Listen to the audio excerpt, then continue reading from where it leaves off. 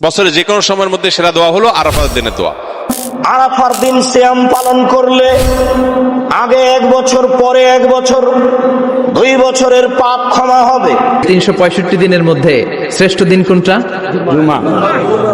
আরাফার দিন।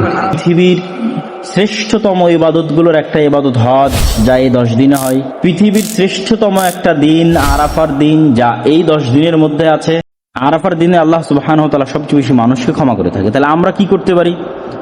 আমরা 1 নাম্বার যে কাজটা করতে পারি সেটা হচ্ছে সিয়াম পালন করা। 2, কুরবানির দিনকে রাসূল সাল্লাল্লাহু আলাইহি ওয়াসাল্লাম বলেছেন শ্রেষ্ঠতম দিন হিসেবে আমরা আরাফার দিনকে উল্লেখ করতে পারি। কুরবানির দিনকে আল্লাহ বলেছেন সবচেয়ে বড় দিন। এই দিনে তাকবীর পাঠের মাধ্যমে আল্লাহর বহত্ব ঘোষণা করা হয়, কিন্তু এটা কিন্তু একটা মৃত সুন্নাত। তো মৃত সুন্নাতকে জীবিত করলে আমরা এটার উপর আর যারা আমল করবে তাদেরও কিন্তু নেকির অংশ এবং ভাগীদার আমরা হব।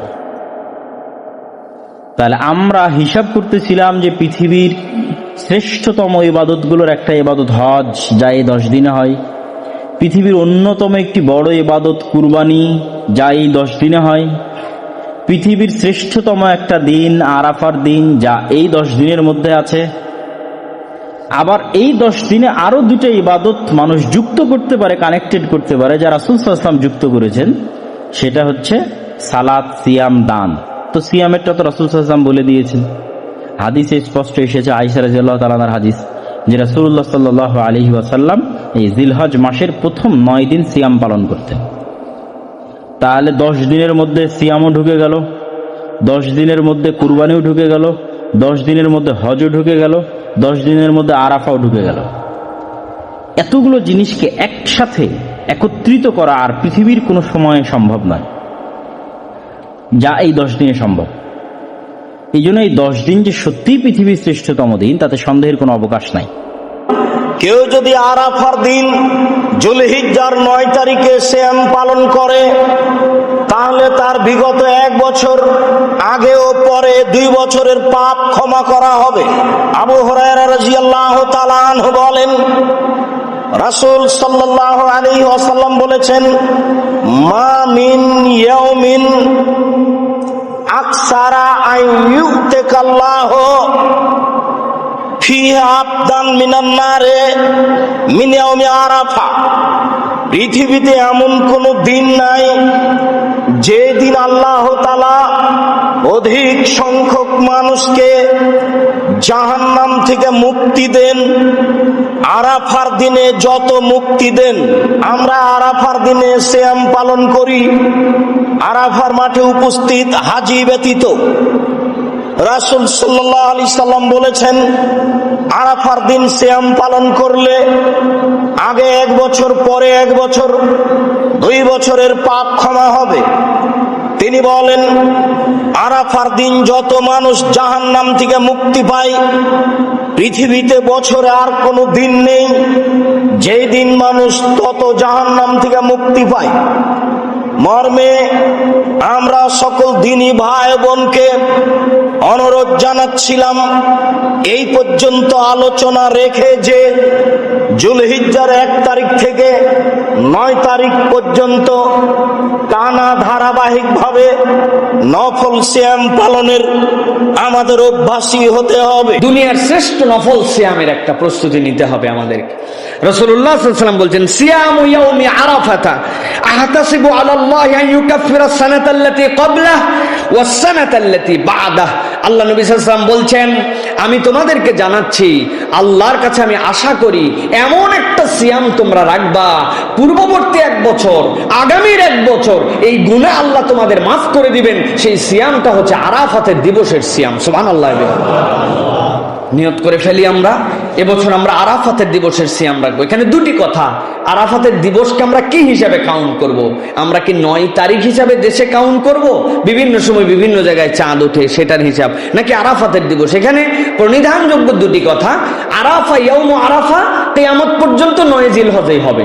অতএব কেউ যদি খবর না পায় এবং তার দেশের চাঁদ দেখা অনুযায়ী 9 তারিখে আদায় করে ফেলে, তাহলে তার জন্য 9 জিলহজ আরাফাতের সিয়াম হয়ে যাবে। আর আরো কিছু কিছু মুফাসসিরিনে কেরাম বলেছেন, যেহেতু আল্লাহর নবী এই জায়গায় 9 তারিখ উল্লেখ না করে ইয়াউম আরাফা বলেছেন, তাহলে যদি কোনো জাতিগোষ্ঠীর এই খবর নেওয়ার সুযোগ থাকে যে তার দেশ থেকে সে জানতে পারতেছে আরাফাতের দিবসটা কোনটা, সেটা তার দেশে যদি 8 তারিখ হোক বা 9 তারিখ হোক, কম বেশি হোক, চাঁদ দেখার কারণে ওই আরাফাতের সাথে মিলায়ে যদি রোজা রাখে, তাহলেও সে এই সিয়ামের হক আদায় করার সওয়াব পেয়ে যাবে। অতএব প্রিয় ভাইরা, যেভাবেই হোক 9 জিলহজের এই সিয়ামটা আমরা ত্যাগ করব না। 365 দিনের মধ্যে শ্রেষ্ঠ দিন কোনটা? জুমা। আরাফার দিন। কোন দিন? কথা বলেন। হজে যারা গিয়েছেন আরাফার দিন দেখেছেন না? ইজহার আর রেদা পরে আমরা লাব্বাইক আল্লাহুম্মা লাব্বাইক বলি। এটা সারা বছরের মধ্যে শ্রেষ্ঠ দিন। আল আরাফা আল হাজ্জু আরাফা। আরাফাটাই হজ। কেউ যদি আরাফার দিনে থাকতে পারে তার হজ হয়ে গেছে, আলহামদুলিল্লাহ কোন। আলহামদুলিল্লাহ। আর হজে সব করেছে, আরাফা করে নাই, হজ হবে না। কথা বলেন, হজ হবে না। তার মানে বছরের শ্রেষ্ঠ দিন আরাফার দিন। এদিন আল্লাহ এত সংখ্যক বান্দাকে একসাথে ক্ষমার ঘোষণা দেন, বছরের কোন দিন এত মানুষকে ক্ষমা করেন না। সুবহানাল্লাহ।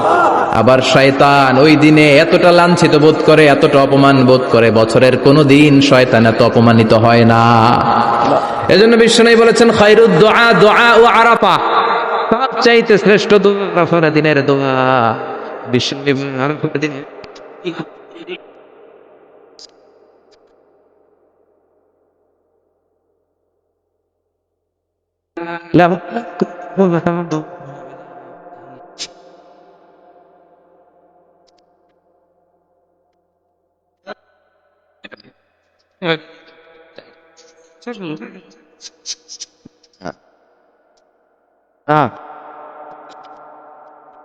কোন দিন? আরাফার দিনের বিশেষ আমল কি, বিস্তারিত বলুন। আরাফার দিনের আমল, যারা আরাফায় অবস্থান করছেন তাদের জন্য একরকম, আর আরাফার দিনে যারা আরাফায় অবস্থান করছেন না, বিশ্বব্যাপী বিভিন্ন জায়গায় আছেন, তাদের জন্য ভিন্ন রকম। যারা আরাফা অবস্থান করছেন, নবী আলাইহিস সালাম বলেছেন, খায়রুদ দুআ এ দুআ ইয়াউমি আরাফা। এই হাদিসের এই অংশটা যদিও আম, এখান থেকে আরাফাত দিনের দোয়াকে নবীজি বলেছেন আরাফাত দিনের দোয়া হলো সবচেয়ে সেরা দোয়া। বছরে যে কোনো সময়ের মধ্যে সেরা দোয়া হলো আরাফাত দিনের দোয়া।